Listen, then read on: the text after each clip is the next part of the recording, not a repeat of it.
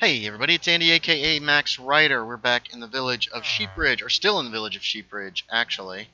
And I've been trying to figure out where to put in a little, what do you call it, train station for the village. I think it's going to go right here.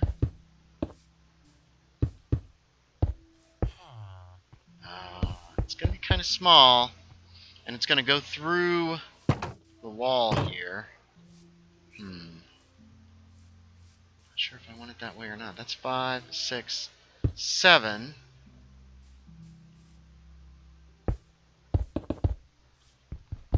Like that.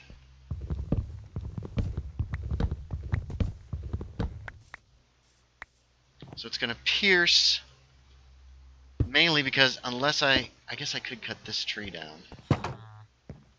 This is a huge breach.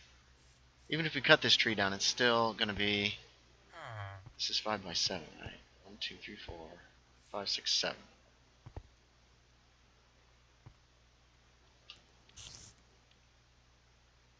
Oh, arrows. I feel like I should go ahead and, what the hell? Why am I hearing a spider? Oh, screw you, jerk. Spiders stay hostile now in 1.12. Yeah. Maybe that'll teach you. Probably not. Anyway, because you're dead. So, I can either have it go through. There's going to have to be like a... hold on. Either way, I think this tree's going to have to go, unfortunately. And I hate to cut it down. It's a nice big tree. Let me rethink this. Alrighty, there's my solution. Not elegant, but it is what it is. We have pushed back the wall in this little corner. Hopefully that is still sound. I lit that up there. Probably time-wise. How long does this take me? Way too long. I was going to talk with y'all today. We want 5 by 7. But we also want to be able to... see if that be the center so it would actually go there. 2, 3, 4, 5, 6, 7. Let's push it back one more and put it flush with this hill.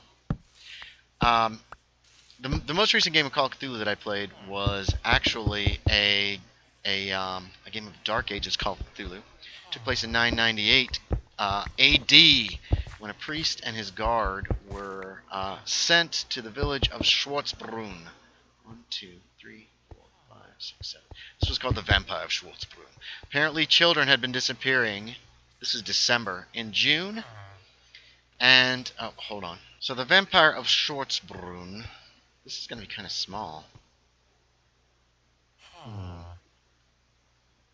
Because... well, this is going to be the end of the line, so I guess it'll have to do as far as being small. And... yeah, let's go ahead and extend it one more this way. We'll make it 8. Anyway, the Vampire of Schwarzbrunn. So, these children have been disappearing, turning up dead over the summer. A letter was sent. This priest was finally sent. When they arrive, they find that the... there's been a rash of new disappearances of children. 4 more kids are gone. So, what do we do? What do we do? Oh, help us, Father. Blah, blah, blah, blah, blah, blah, blah, blah. Whoops, don't have to do that. They start out talking with the monks. One of the other children is found dead, and they eventually... oh, darn it. Well, for now, we'll go ahead and make a flat floor. And this will be end of the line, so, like so. And that'll give me room for a chest. We've already got a door in our inventory, so voila. Let's go ahead and get some steps.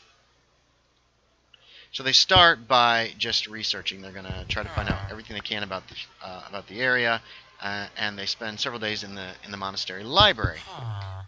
That doesn't yield too terribly much. Some werewolf legends and that kind of thing. But one night they think they see a man in red robes walking towards the church from the main monastery building. So when they follow him, unfortunately, Yeah, we'll make this normal-sized building. Oh, this tree is going to suffer. Oh, well. It is what it is. I should save these. All of a sudden they see this vision of the elm trees reaching for them as if out for their blood. Blah, blah, blah, blah, blah. And they faint. And when they wake up, they don't know how much time has passed. Not too terribly much, but enough that it's disturbing and disquieting. So... entrance is going to actually be here. We got to figure a way to get it out of this place. We might just run some fence line here to keep the villagers from going up that way at all. There we go. Windows. How am I going to set windows? Okay, we're going to do this first and see what we got left. That'll do. Let's get some glass. Boom. There's the base of it.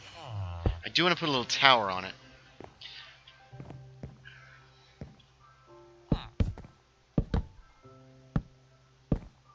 So, off they go. Trying to figure out what's going on. Got a lot of success. Oh, wait a minute.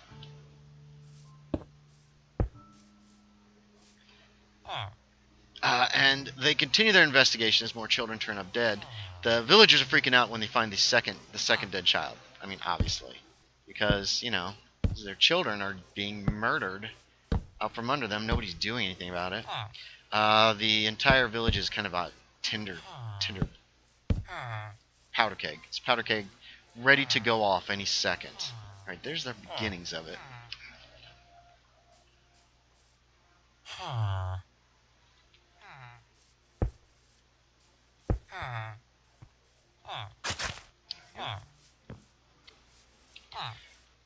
So, about this time, a Jewish family shows up in the village. They're traveling from north to south, where they're going to celebrate Hanukkah with their relatives down in the south.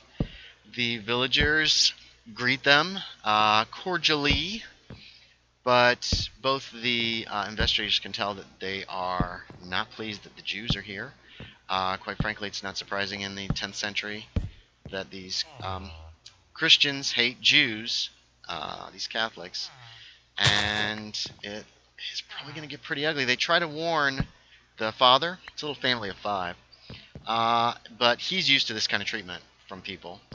That's how people treated the Jews back then. It sucks, but it was what it was. So he's like, no, it'll be fine. We're used to this. We're used to being treated this way, and we'll just be here for the night. The guy playing the guard, Adalbert, and Father Weiswald were the names of the 2 characters. Adalbert says he's going to stay in town and guard these people, which is very nice of him.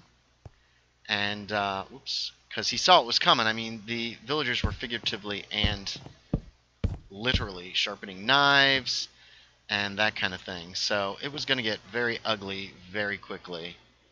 For these poor Jews. And it did. A mob formed that night. Adalbert is there. He steps up. He's been helping search for the missing children for several days.